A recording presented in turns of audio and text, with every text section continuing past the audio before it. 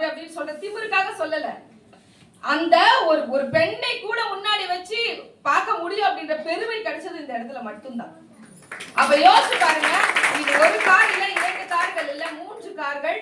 First பாத்தீங்கன்னா 11 லட்சம் மதிப்புள்ள நிசான் சன்னி. அதுக்கப்புறமா வந்து பாத்தீங்கன்னா இன்னைக்கு உலகத்தின் மிகப்பெரிய கோடீஸ்வரர்கள் பயணம் பண்ணக்கூடிய, நாங்க ரொம்ப கஷ்டத்துல இருக்கும் போது எங்க சொந்தக்காரெல்லாம் வந்து சொன்னாங்க, எவ்வளவு புண்ணியம் பண்ணிருக்கான் அவன் புருஷன், என்ன கடவுள் கூட கண்ணு இல்லையா, கருணையே இல்லையா, இப்படி ஆயிடுச்சு அவங்க லைஃப், அவ்வளவுதான் அவங்க லைஃப் முடிஞ்சு போச்சுன்ற அளவுக்கு தான் எங்களோட காதுகள்ல நிறைய வார்த்தைகள் விழுந்துச்சு. எப்பவுமே ஆறுதல் சொல்றன்ற பேர்ல நிறைய பேர் பயத்தை கொடுத்துட்டு போவாங்கல்ல லைஃப்ல, அந்த பயம் நம்மள அப்படியே என்ன பண்ணிடும், ஒரு மூலையில ஒதுக்கிடும். கரெக்டுங்களா? அப்படி இல்லாம இன்னைக்கு ஒரே ஒரு விஷயம் தான், கஷ்டம் வரும்போது திக்கட்ட உங்களுக்கு தெய்வம் தோணுன்னு சொல்லுவாங்களே, நமக்கு எப்ப கஷ்டம் வருதோ அப்பதான், நம்ம குழந்தைக்கு ரொம்ப கஷ்டமா இருந்தா அப்பதானே அந்த குழந்தைய தானே கேர் பண்ணி பாப்பாரு. அந்த நம்பிக்கை, இந்த கஷ்டத்துல நான் இருக்கேன், மேல இருக்க இருக்கான்ல, ஃபீல்ட் ஒர்க் யார் பண்ண முடியும்? நான் தான் பண்ண முடியும். மிராக்கிள் யார் பண்ண முடியும்? அவன் தான் பண்ண முடியும். அவன் வந்து ஃபீல்ட் ஒர்க்லாம் பண்ண முடியாது. மிராக்கிள் நம்மளால பண்ண முடியாது. எனக்கு ஒண்ணு மட்டும் தான் புரிஞ்சுது, வேலையை நான் செய்வேன். அவன் என்ன சொல்றேன்னு நினைக்காதீங்க, நான் அப்படி ஒரு நெருக்கம் எங்களுக்குள்ள, அதனால சொல்றேன். அப்போ ஃபீல்ட் ஒர்க்கை நான் பண்ணிட்டு டெய்லி நைட் போய் சொல்வேன், இந்த பார் இன்னைக்கு ஃபீல்ட் ஒர்க்கை நான் முடிச்சிட்டேன், நான் தூங்க போறேன், நீ முடிச்சுக்கோ, உன் மிராக்கிள் பாக்கி இருக்கு அப்படின்னு. அந்த மிராக்கிளும் ஒர்க்கும் சேர்த்துதான் இன்னைக்கு தொட்டு பார்க்க கூட நிறைய பேர் ஆசைப்படுற காரணம், என் குழந்தைங்க இதோட லைஃப் முடிஞ்சிடும் சொன்ன இடத்துல எங்க வாழ்க்கை மிகப்பெரிய லெவல்ல ராஜாங்கத்தோட ஆரம்பிச்சிருக்கு.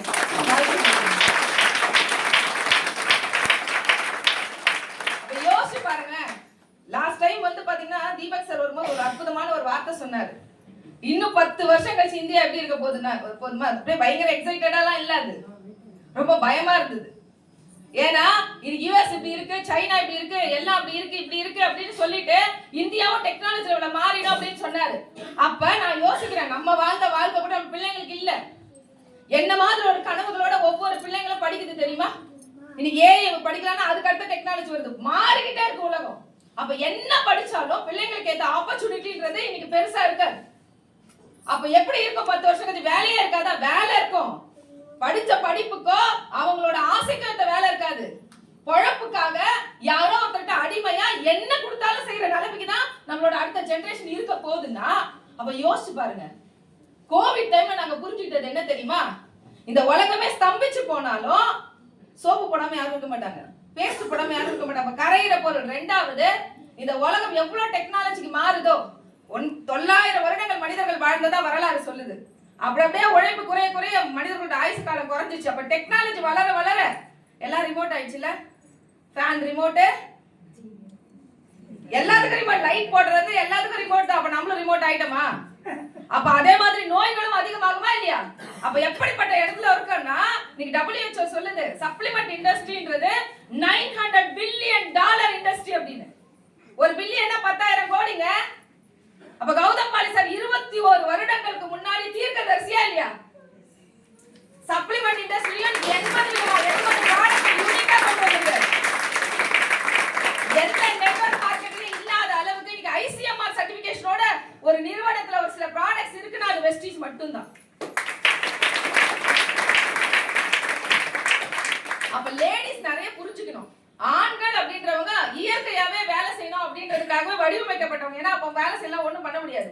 ஆனா பெண்கள் எத்தனை பேர் ஒரு விஷயத்தை யோசிக்கிறோம்? நம்ம பிள்ளைங்க எதுனாலும் அம்மா கிட்ட தானே வந்து சொல்லும், ஆசையா கஷ்டம்னாலும் எதுனாலும் எல்லாம் அம்மா கிட்ட வந்து சொல்லும். அப்ப யோசிச்சு பாருங்க, நம்மளோட பசங்களோட ஃபியூச்சர் உண்மையிலேயே ரொம்ப சிறப்பா இருக்கணும்னா ஒரு பெண்ணும் முடிவு பண்ணி இந்த 1 இயர் நான் டெடிகேஷனா இங்க என்ன நடக்குதோ அந்த இடத்துல நான் இருப்பேன்னு முடிவு பண்ணா இங்க எல்லாருக்கும் அந்த வெற்றி தானே உங்களுக்கும் இருக்கு. இல்ல ஒரு மீட்டிங் வரோம், அப்படியே வந்துட்டோம், பார்த்துட்டோம், போயிட்டோம் அப்படின்னு நீங்க நினைச்சீங்கன்னா அடுத்த 10 வருஷத்துல உலகம் மாறி இருக்கும், நிறைய விஷயங்கள் மாறி இருக்கும். உங்ககிட்ட என்ன இருக்கும்?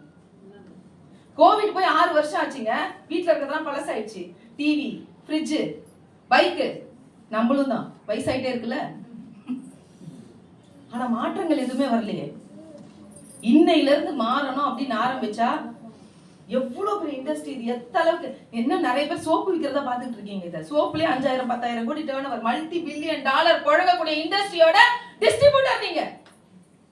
சாதாரண இடத்துல வந்து உட்கார்ந்து இல்ல, இத கரெக்டா புரிஞ்சோம் அப்படின்னா நிச்சயமாக இந்தியா மிகப்பெரிய டெக்னாலஜி நாடா மாறும்போது நம்மளோட அதாவது சொல்லுவாங்கல்ல, இன்னைக்கு என்ன விலைவாசின்றது சத்தியமா எங்களுக்கு தெரியாதுங்க. அரிசி என்ன விக்குது, வெங்காயம் என்ன விக்குது தக்க தெரியாது. காசு வந்து அதான் எதையாவது நம்ம மாத்த முடியுமா? இந்த உலகத்துல எதையாவது நீங்க விலைவாசியோ இல்ல எதையுமே உங்களால ஒரு விஷயத்த கூட நகர்த்தவும் முடியாது, மாத்த முடியும். எதுவுமே உங்க கையில இல்ல. ஒன்னே ஒண்ண மாத்த முடியும், ஒன்னே ஒண்ண மாத்த முடியும்.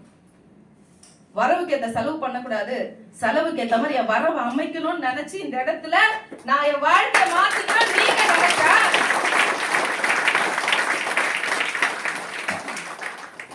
வரவுக்கு ஏத்த செலவு பண்ண முடியாதுங்க. அந்த காலத்துல வரவுக்கு ஏத்த செலவு பண்ணவங்களோட வாழ்க்கை மாறல. ஆனா ஒரு அப்பா நினைச்சாரு, எனக்கு வரவு வருது செலவு ஆகுது, ஆனா என் பிள்ளைக்கு பக்கத்துல இருக்க இடத்த வாங்கி போட்டா ஒருவேளை அவங்களோட ஃபியூச்சர் நல்லா இருக்குமோ, அப்படி வாங்கி போட்டவங்களோட பிள்ளைங்களோட லைஃப் நல்லா இருக்கா நல்லா இல்லையா? அப்ப இன்னைக்கு நீங்க திங்க் பண்ணீங்க அப்படின்னா அடுத்த 10 வருடத்துல இந்த இந்தியா டெக்னாலஜியா மாறும் போது நம்மளோட வருமானம் நம்ம பிள்ளைங்களுக்கு எப்படி இருக்கும் தெரியுமா? அது நம்மளோட பென்ஷன் மட்டும் இல்ல, நம்ம பிள்ளைங்களுக்கு அடுத்த வாழ்க்கைக்கான, அடுத்த அவங்களோட ஃபியூச்சருக்கான ஒரு மிகப்பெரிய ஆதாயமா ஒரு அம்மாவா நீங்க இருக்கணும், ஒரு அப்பாவா நீங்க இருக்கணும். அதுக்கான ஒரு அற்புதமான வழி அது மட்டும் இல்ல நம்ம தமிழ்நாட்டுல இருக்கும். நான் ஆந்திராலாம் போகும்போது ஒரு விஷயத்த மட்டும் பார்த்துட்டு வருவேன். என்ன தெரியுமா? பயங்கரமான கூட்டம் இருக்கும். 5000 பேர், 10,000 பேர், 20,000 பேர்லாம் கூட்டத்தை கூட்டுறாங்க. ஆனா இங்க RS ராஜன் சார் கொடுக்குற அந்த அறிவும் நாலேஜும் அங்கெல்லாம் கிடையாதுங்க. அப்ப இந்த அறிவு இருக்கு, சொல்லி கொடுக்க களம் இருக்கு, மிகப்பெரிய ஃபியூச்சர் 10 வருஷத்துல பெரிய $1 பில்லியன் இண்டஸ்ட்ரிக்குள்ள நம்ம இருக்கோம் அப்படின்னா தமிழ்நாடு தான் காமிச்சிச்சு. வெஸ்டீஜ்ல தமிழ்நாடு தான் நம்பர் 1. இவங்க தான் பிசினஸ் பண்ணணும் அப்படின்னு வெஸ்டீஜ்ல காமிச்சவங்க. நம்ம இப்ப 3வது இடத்துல இருக்கோம். இருக்கலாமா? இருக்கலாமா? நம்ம நினைச்சா நம்பர் 1க்கு வர முடியும். அதுக்கான களம் இங்க இருக்கு. எல்லாரும் முயற்சி எடுத்தா நம்ம வாழ்க்கையை மாத்திக்க முடியும், நிறைய பேரோட வாழ்க்கையை மாத்திக்க முடியும். Wish you well. Thank you so much.